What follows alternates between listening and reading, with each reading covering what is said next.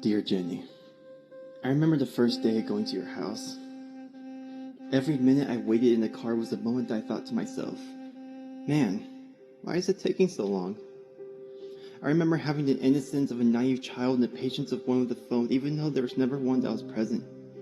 I remember looking out the window and with one hand on my cheek while using the car door as an armrest, I took the blue sky for granted while it slowly turned a dark shade of purple.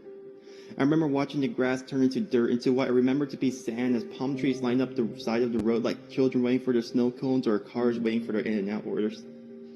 I remember watching the houses poke out above the brick walls like parents playing peekaboo with the palm trees across the road. As we got closer to our destination, my head perked up knowing that we were close. I remember that house like it was the back of my hand.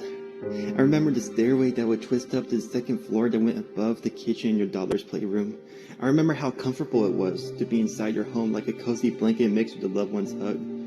I remember playing on the PlayStation 3 in the living room as the rest of the family sat on the couches around me waiting for pizza to arrive because you know that's what everyone loves.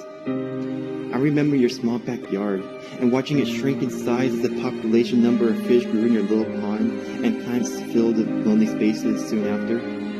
I remember the first time I fully realized I'll never get to see that house again. But of course, I also realized that it's not only the house that I miss, but you instead.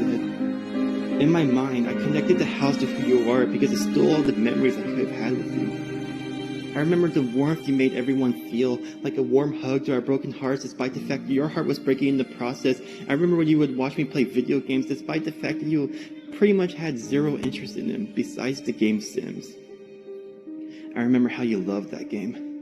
In the conversations you would have with my mother as you both geek out when you both found out that pets could be added to your virtual families. I remember when you taught me how to be confident.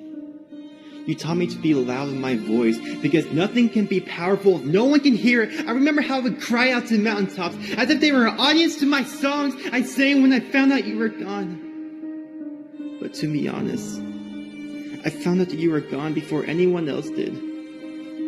I found out like a fortune teller who never told because they were in denial of the vision given to them. I was afraid. I remember seeing you weak for the first time in my life.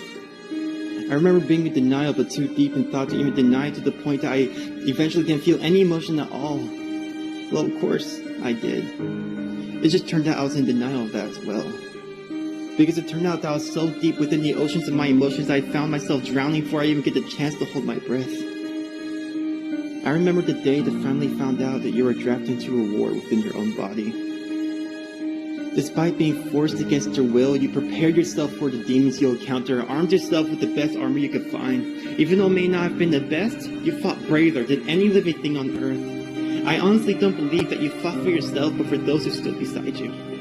You fought for your family, your loving husband, your two daughters who looked up to you. You fought because you know that miracles are possible. And you took that belief to the grave, hoping that war will give aid to everyone who knows you, and it did. I remember how you would push your body through treatment after treatment until multiple doctors had to force you to stop because you never took no as an answer when in battle. I remember when you had to be pushed on the wheelchair into a hospital for more radiation therapy, and the doctor told you no. And I remember you got so angry that you tried to stand up from your wheelchair to prove how strong you are for more until your husband had to hold you down. The truth is, though, that your body wasn't really strong, but your soul was. Your soul was so strong they could lift a mountain if it meant winning this war you were forced into. Even if your body couldn't stand the physical weight you had to carry, and you carried it all. I remember the day you lost the war.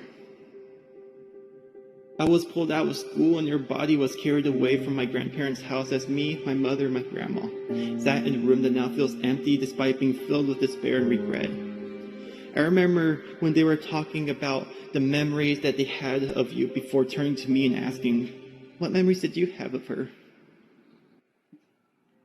I remember how my voice choked and my mind went blank. No matter how hard I fought my mind to think of those special memories I had between you and me. Anything. But nothing came out. I remember how depressed I felt by the realization I had when I found out that there was no memory to remember, or at least I thought I didn't remember.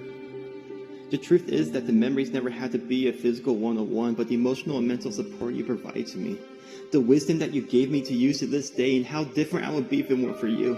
You created the best in me without realizing it, and you created faith in me as so many other different people, to the point that your war was only a battle, and despite that loss, a miracle did happen. Because you gave more faith than anyone else could provide, crying out to the mountaintops that you truly won the war. So thank you. Love, your favorite nephew. Goodbye.